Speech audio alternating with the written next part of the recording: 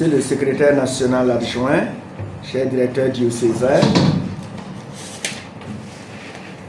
depuis l'année dernière, nous avons souhaité, dans le sillage de la tenue de la deuxième session du Conseil national de l'éducation catholique, nous concerter autour du mouvement du personnel enseignant. Merci d'avoir aménagé vos calendriers pour prendre part à la session de 2025. En vous souhaitant la bienvenue, je vous remercie une fois de plus pour les témoignages de fraternité, de réconfort et de solidarité à l'endroit de l'éducation catholique du diocèse de Fadam-Gourma en avril dernier. Un merci particulier à M. l'abbé Blaise Clément qui nous a fait l'amitié de nous accueillir. Merci sincère, M. l'abbé.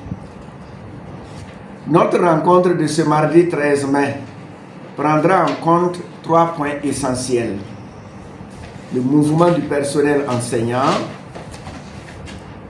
au cours de l'année 2025-2026, l'épineuse question du salaire d'avril des enseignants restés impayés jusque-là et les perspectives, et enfin la restitution sur la collecte des statistiques. Sur le premier sujet relatif au mouvement du personnel, je rappelle qu'une lettre circulaire régit le travail des encadreurs au bureau et également leur mandat. Et à FADA, nous avons décidé de faciliter cette année le rapprochement des couples enseignants qui le souhaitent. Nous pourrons en tenir compte dans ce mouvement du personnel. Sur le retard du versement de la subvention qui occasionne des désagréments, je souhaite que nous fassions le point de notre part contributive en collecte de scolarité et jetions un regard sur la stratégie à avoir face à la question. Enfin, sur les statistiques, M. Woba Ange-Adrien nous fera le point et recueillera nos propositions.